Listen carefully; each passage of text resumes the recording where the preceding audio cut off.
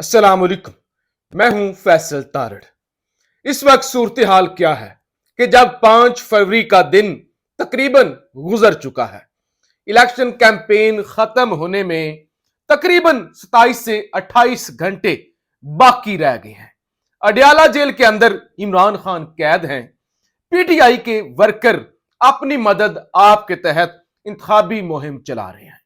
आज बन्नू के अंदर एक बहुत बड़ा इज्तिमा किया है पीटीआई ने, बहुत बड़ा जलसा था। इसी तरह से डेरा गाजी खान के अंदर जरताज गुल ने भी अपने इंतखाबी मुहिम के सिलसिले में एक बड़ी रैली, यानी लोगों का समंदर था हर तरफ, वहां पर भी एक बड़ा इज्तिमा हुआ। लतीफ खोसा साहब ने प्रेस कॉन्फ्रेंस भी की और बताया कि ये किस तरह से इलेक्शन चोरी करने की कोशिश कर रहे हैं। मरी, तंग सी गली, माल रोड और पाकिस्तानियों की पहली डेस्टिनेशन। पाकिस्तानियों के पास 4 पैसे आए, पंजाब के खासतौर पे हमारे जो लोग हैं वो ज्यादा से ज्यादा क्या करते हैं, मरी चले जाते हैं। सबने मरी देखा हुआ, माल रोड, वो जीपीओ चौक, तंग सी गली, जीपीओ चौक और उसके पीछे बारीक सा माल रोड। वहां पे मियां साहब जनाब पहुंचे, वहां पे जलसा किया और वहां पे हुआ क्या, वहां जो जूते पड़े, वहां पे जो लोगों ने गालियां दी, वहां पे जो वीडियो आ रही है कि ये मियां साहब जलसा खत्म करके जा रहे हैं, मरियम साहिबा साथ हैं और वहां जो नारे लगे, यानी इंतहाई बेहुदा। और जिस तरह से, यानी इससे इससे इससे बेहतर होता है कि आप शर्म से मर जाए। जरा ये सुने।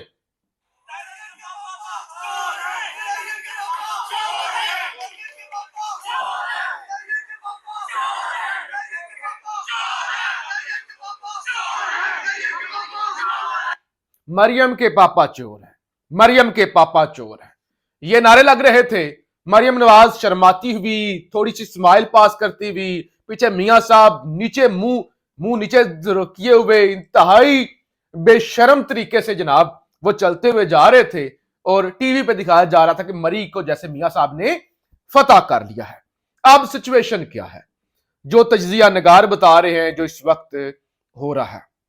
अदील राजा सहाफी हैं, वो कहते हैं अगर नतायज ना बदले गए और लोगों को वोट डालने की इजाजत हुई तो पीटीआई 150 प्लस सीटें जीतने के लिए पूरी तरह तैयार है। नून लीग ज्यादा से ज्यादा 50 और पीपल्स पार्टी 50 से 55 सीटें जीत सकती हैं। तो ये एक तजिया हमारे सामने आ गया। दूसरी तरफ एक और सहाफी हैं, मजहर बरलास साहब। मजहर बरलास साहब ये कहते हैं कि जो सिचुएशन है ना, बेशक निशान नहीं है, बेशक इमरान खान जेल के अंदर कैद हैं, 32-33 साल की उनको सजा हो चुकी है, उनकी बीवी को सजा हो चुकी है, 9 मई के केस जो है उनका ट्रायल पूरे हो चुके हैं, बस ये सुप्रीम कोर्ट का इंतजार किया जा रहा है, उसके बाद फैसले सुनाए जाएंगे। इस सब के बावजूद पीटीआई 180 प्लस 180 प्लस सीटें जीत रही है। 180 प्लस का मतलब पता है क्या होता है? 180 प्लस 172 वाला वजीर आजम बनता है, 172 वाला वजीर आजम बनता है। 180 सीटें बहुत बड़ी सीटें होती हैं, ये कोई मजाक वाली बात नहीं। और ऐसे हालात में जब आपके सब आपने सारे न्यूट्रल आपके खिलाफ हो, सारे लाडले और लाडलियां आपके खिलाफ हो और सारे हेलीकॉप्टरों वाले आपके खिलाफ हो, सारी बदमाशियां, एस्टैब्लिशमेंट, अदलिया प्लस सियासी बदमाशियां सारे आपके खिलाफ हो, आपके पास जमात भी अपनी ना हो, आपके पास अपना निशान भी ना हो, किसी के पास कद्दू, किसी के पास टिंडे, किसी के पास बैंगन, प्याले, रैकेट, इस तरह के इंतखाबी निशान हो, तो लिहाजा ऐसे में यह बड़ी बात होती है।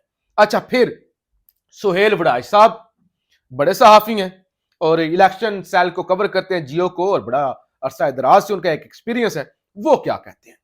वो कहते हैं पाकिस्तान के अदारों के अंदाजे के मुताबिक, यानी जो अदारों ने अपना जो अंदाजा लगाया हुआ है, उनके अंदाजे के मुताबिक मुस्लिम लीग नून 100 से 110 नशिस्तों के साथ लीड करेगी। ये प्लान है उनका, और ये रिजर्व सीटें डाल के 100, ये मोहम्मद मालिक साहब ने भी चंद दिन पहले यही बात की थी कि 105 110 के करीब कम ज्यादा हो सकती हैं, रिजर्व सीटें डाल के इतनी सीटों के साथ लीड करेगी।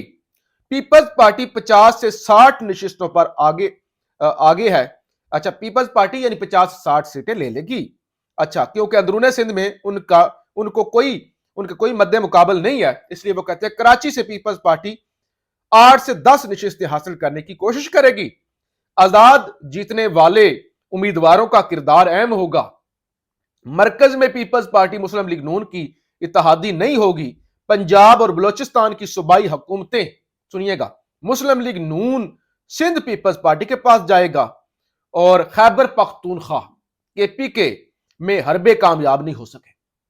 यानी कोशिश तो सारी हुई ना, जुल्म तो हर किस्म के हुए, लेकिन पश्तून जीत गए। ये सुहेल वड़ाज भी कह रहे कि पश्तूनों ने कांड नहीं लगने दी, पश्तूनों ने जो है ना वो अपनी इज्जत का सौदा नहीं किया।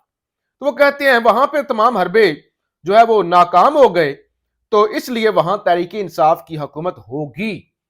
लेकिन ये तमाम अंदाजे हैं अदारों के, ये अंदाजे हैं न्यूट्रल्स के, एजेंसीज के, एस्टैब्लिशमेंट के। अब सुहेल वड़ाई जो आखिर में बताते हैं ना, वो कहते हैं अगर अगर अगर अगर पोलिंग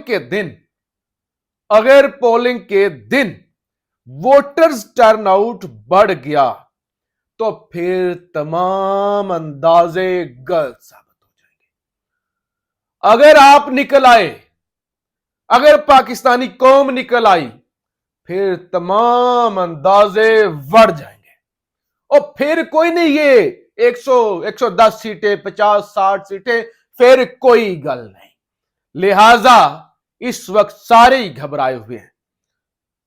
देखें, घबराना किसको चाहिए? सारी रियासती मशीनरी, सारी ताकतें पुलिस वालों को इस्तेमाल कर रहे हैं, बादशाह बन के बैठे हुए हैं ताकत पर।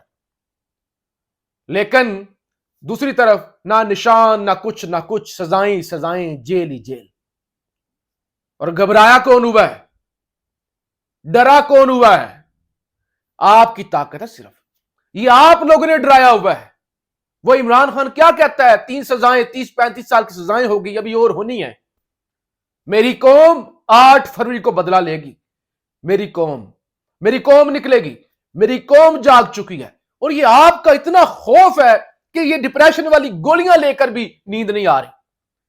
सर्दियों के अंदर पसीने हैं, हालात खराब है। सुहेल वड़ाज ने लिखा अगर लोग निकल आए तो फिर जनाब नहीं, फिर जिस तरह से बन्नू के अंदर लोग निकले हैं, फिर तमाम अंदाजे जनाब जो है ना वो गलत साबित हो जाएंगे। वो क्या कहा था कल जो हबीब अकरम साहब ने, कि जिसके पास ये शीशे वाला मोबाइल है ना, वो वोट नहीं देता किसी और को। तो लिहाजा अब कोशिश हो रही है कि निगरान काबीना, बताया जा रहा है कि इसी हफ्ते, रमा हफ्ते के अंदर ही जो है वो रिपोर्ट पेश कर देगी। जो है वो निगरान काबीना वोट पेश की जाएगी। तहकीकाती काबीना कमेटी ने सानिया 9 मई की रिपोर्ट तैयार कर लिया है, रवां हफ्ते निगरान वजीर आजम को पेश की जाएगी।